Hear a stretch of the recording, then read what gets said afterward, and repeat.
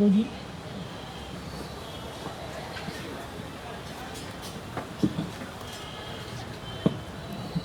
धन्यवाद जितेंद्र पात्रो जी इस किताब को प्रकाशित करने के लिए। अर्पण कुमार का ये संग्रह सह अस्तित्व जब मैं पढ़ रहा था तो मुझे दो तीन बातें बहुत महत्वपूर्ण लगी जिनकी तरफ मैं आपके सामने इशारा करना चाहता हूँ। एक तो ये कि अर्पण कुमार उस दौर के कवि हैं जब 90 के बाद एक पूरी पीढ़ी कविता लिखनी शुरू जिसने किया, यानी कि 92, 93, 94 के आसपास जिसने कविता लिखना शुरू किया, उस पीढ़ी के कवि हैं अर्पण कुमार। इनका पहला संग्रह 2002 में आया।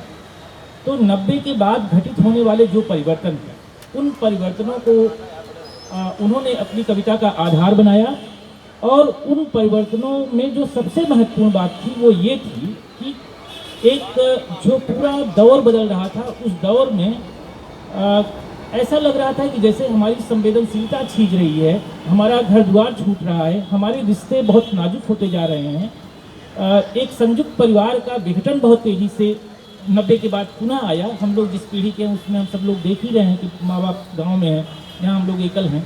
तो ये जो इस क्षरित होती संवेदनशीलता को उन्होंने बहुत गहरे से पकड़ा। इस कविता में भी उसकी गूंजें बहुत दूर तक हैं। अगर आप पहली ही कविता को देखें जो उनके गांव को लेकर के है, और उसमें वो कहते हैं कि मैं कहीं भी रहूँ, कैसे भी रहूँ, लेकिन मुझे मेरी मिट्टी हमेशा याद ही आती है।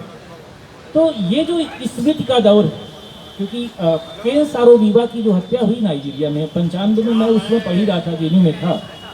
तो उस दौर में केन सारोवीवा ने नाइजीरिया में जो सबसे बड़ा आंदोलन किया सेल कंपनी के खिलाफ, उसने वो साजिश रच करके केन सारोवीवा को मरवाया। तो उस दौर में स्मृति पर हमला कारपोरेट ने करना शुरू कर दिया। 95 में सबसे बड़ा हमला अगर कारपोरेट का या आवारा पूंजीवाद का, क्योंकि सेल जो है वो इतनी बड़ी कंपनी थी कि वो केन सारोवीवा जैसा नाइजीरिया का छोटा मोटा कवि नहीं था, बहुत बड़ा पोएट था, वो कवि भी था, केवल एक्टिविस्ट नहीं था, उसको उन्होंने मरवाया। तो ये क्रोनिक कैपिटलिज्म का पहला मर्डर था एक प्रकार से केन सारोवीवा, और उस पर ये कविता है। तो ऐसे ही धीरे धीरे स्मृतियों पर जो पूरी तरह से हमला है इस आवारा पूंजीवाद का, उसको लेकर के अर्पण कुमार बहुत संवेदनशील हैं, और उन्होंने इन कविताओं में इसका जिक्र किया है। मैं प्रायः ये देखता हूँ कि किसी भी कवि की पहचान अगर करनी हो मुझे, तो मैं ये देखता हूँ कि उसकी भाषा क्या है, उसका भूगोल क्या है, उसका समय क्या है। तो भाषा की पटरी के बिना तो कविता की रेलगाड़ी दौड़ ही नहीं सकती, और भाषा एक व्यक्ति के लोकल को पहचानने में हमारी मदद करती है। तो अर्पण कुमार का जो ये लोकल है इन कविताओं में जो आया उससे बहुत कह लीजिए कि उससे जो है उनकी भाषा से, उनके उस संवेदनशीलता से हमें पहचानने में मदद मिलती है। लेकिन जैसे मैंने कहा कि ये जो छीसती हुई संवेदनशीलता है, टूटते हुए जो हमारे रिश्ते हैं और खत्म होती हुई हमारी जो स्मृतियाँ हैं, उसके एक बहुत ही संवेदनशील कवि हैं अर्पण कुमार। मुझे अच्छा लगा कि एक ऐसे दौर में इस किताब का उन्होंने नाम रखा इस संग्रह का सह अस्तित्व।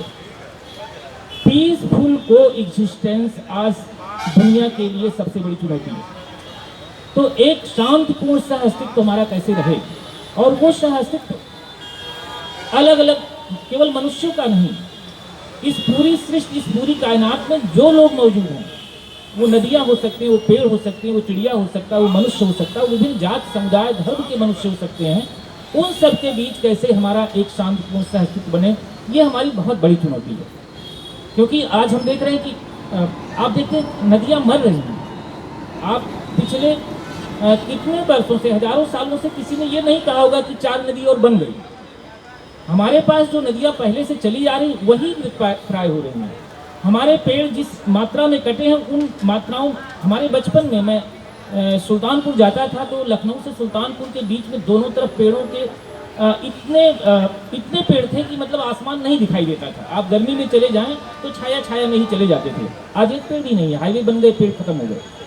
तो जहाँ मनुष्य मर रहे हैं, वस्तुएं जीवित हों केवल, तो ये हमारे लिए एक बहुत बड़ा चैलेंज है, एक बहुत बड़ा संकट है, और सह अस्तित्व में इन तमाम सारे मुद्दों को उन्होंने छुआ है। मुझे अच्छा लगा कि इस किताब का जो कवर है वो अर्पणा कौर ने बनाया है। और आप देख रहे हैं कि कबीर और पानी, कबीर और नदी, ये एक प्रतीक है कि आप अपनी ताकत कहाँ से लेते हैं। आप किस कवि के पास जाते हैं कि आप आने वाला समय जो है हमें कौन सा कवि रास्ता दिखाएगा। अर्पण कुमार को ये लगता है कि वो हमारा कवि कौन हो सकता है, कबीर हो सकते हैं। और ये जो पानी का ये पानी की चादर बुनते हुए कबीर अर्पणा कौर के चित्र में है। और पानी केवल पानी नहीं है, पानी की व्यंजना बहुत दूर तक जाती है। पानी गए न उबरे मोती मानस चून, ये बात कही गई थी। तो पानी की जो व्यंजना है वो हम सबके भीतर भी एक जो नैतिक बोध है, और नैतिक बोध से लेकर के जीवन जो बोध है, उस सब में पानी शामिल है। तो अर्पण कुमार इस पानी की चिंता करते हैं, और ये तमाम सारी बातें मुझे इस संग्रह को पढ़ते हुए याद आई। गमछा, जैसे मैंने कहा कि वो वही व्यक्ति लिख सकता है जो जाहिर सी बात है जिसका साथ डाउन ट्रॉडन पीपल के साथ हो, हाशिए के लोगों के साथ हो। तो अर्पण कुमार की चिंता में हाशिए के लोगों की चिंताएं शामिल हैं, और उन्हीं की आवाज़ इन कविताओं में हमें मुखर होती दिखाई देती है। तो जैसे मैंने कहा कि और इस किताब के शुरू में जो भूमिका लिखी है अरविंदाक्षन जी ने, उन्होंने अपना शीर्षक ही लगाया कि कविता अंततः मनुष्य की खोज है। तो हर समय और समाज में बदलते हुए मनुष्य को परिभाषित करना साहित्य को तो जिम्मेदारी है ही है, और एक कवि का भी काम है कि वो अपने बदलते हुए मनुष्य को रेखांकित करे, और अर्पण कुमार यही करते हैं। मुझे अच्छा लगा अर्पण कुमार की कविताओं को पढ़ते हुए। मैं अर्पण कुमार को बहुत बहुत बधाई देता हूँ कि उनका ये संग्रह आया, और हम सब लखनऊ में मिलकर के इस संग्रह का कह लीजिए कि लोकार्पण हम लोगों ने किया, और उस पर हम लोगों ने बातचीत की। मैं इसके प्रकाशक प्रलेख जो प्रकाशन है उसके मालिक जितेंद्र पाठो जी का भी बहुत बहुत उनको भी बधाई देता हूँ कि उन्होंने एक अच्छी किताब छापी है। आप इस किताब को छाप करके आपको अच्छा लगेगा, और जिस तरह से वो आने वाले समय में इस किताब का एक्सेप्टेंस होगा वो सुन करके भी आपको अच्छा लगेगा। और यहाँ पर मैं इतनी ही बात समाप्त करते हुए मैं अपना वक्तव्य समाप्त करता हूँ, और बहुत बहुत बधाई अर्पण जी। धन्यवाद।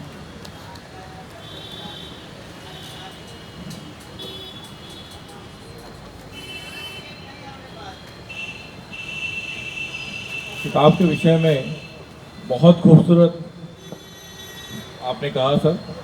अब मैं आमंत्रित करता हूँ मशहूर कवि एवं पत्रकार, वरिष्ठ पत्रकार सुभाष राय जी को कि वो आए अपनी बात में।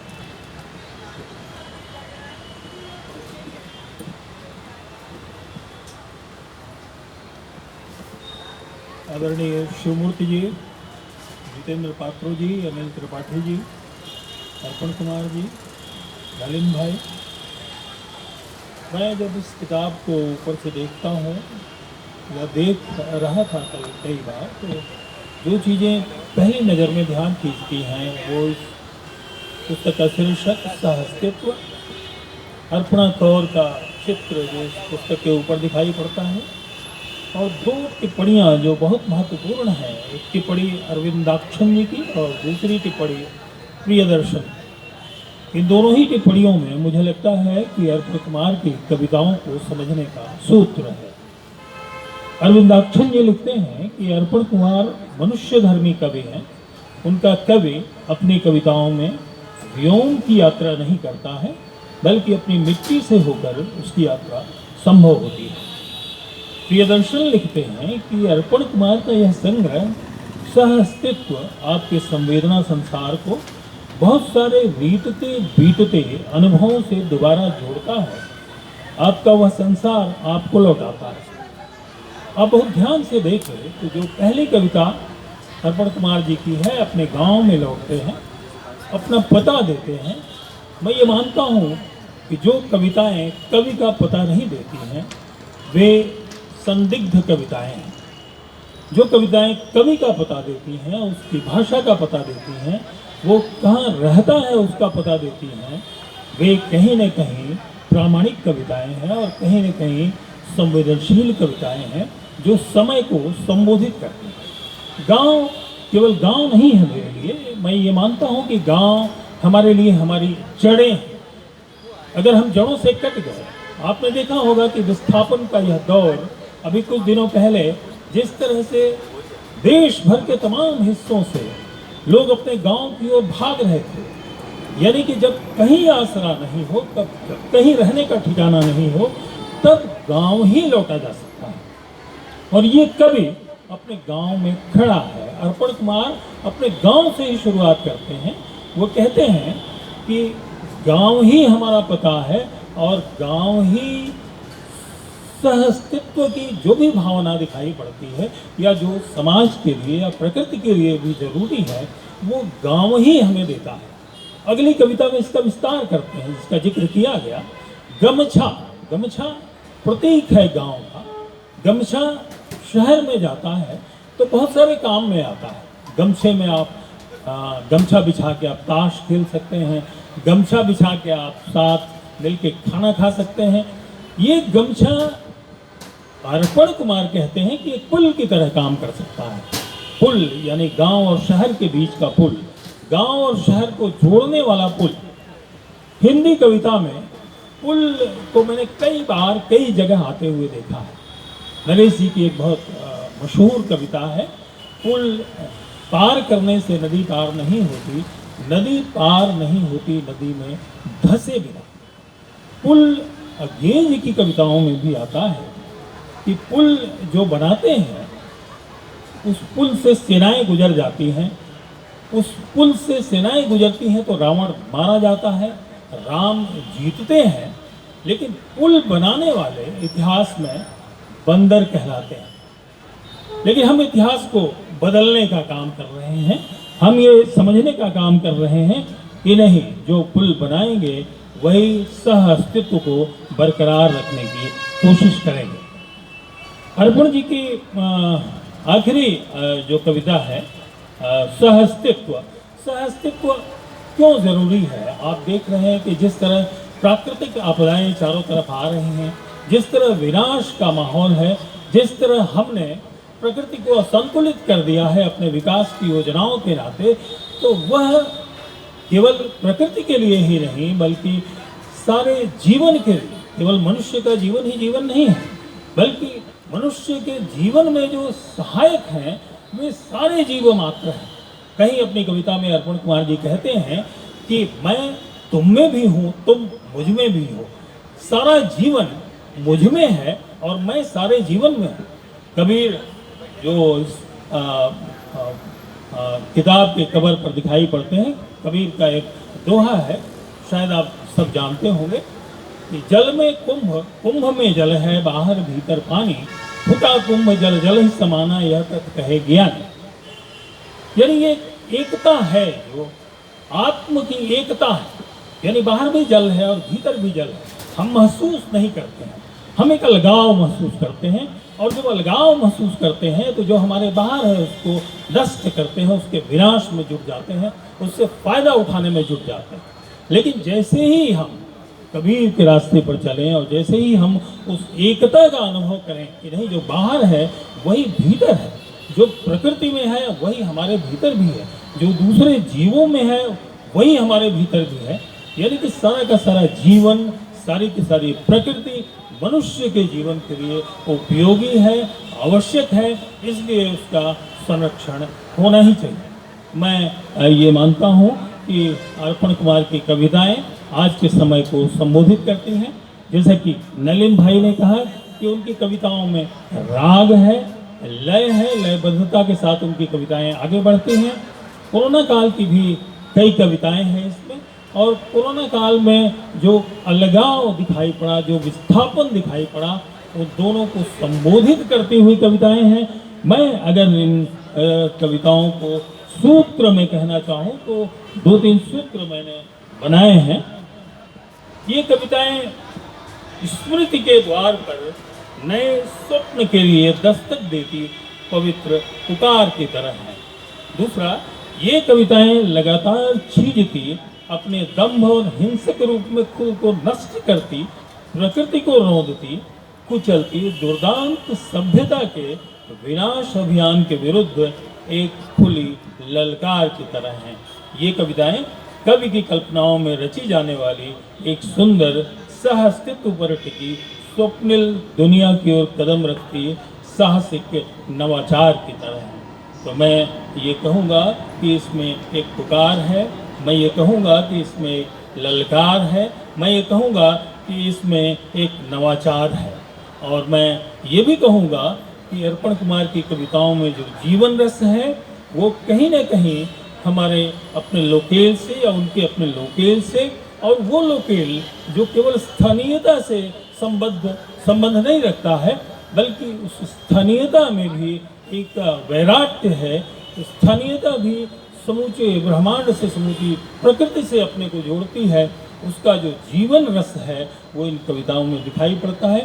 इसी के साथ मैं अपनी बात खत्म करता हूँ और अर्पण कुमार जी को बहुत बहुत बधाई देता हूँ, बहुत बहुत शुभकामनाएं देता हूँ। जितेंद्र पात्रों को भी बधाई देता हूँ इस नाते कि बहुत कम समय में प्रलेख प्रकाशन ने बहुत सारी टाइटल्स प्रकाशित करके एक चुनौती प्रस्तुत की है और ये साबित किया है कि अच्छी किताबें अगर आती हैं तो उनको पढ़ने वाले लोग, उनको जानने वाले लोग भी आते हैं और वे इस परंपरा को, इस ताकत को आगे बढ़ाते हैं। धन्यवाद।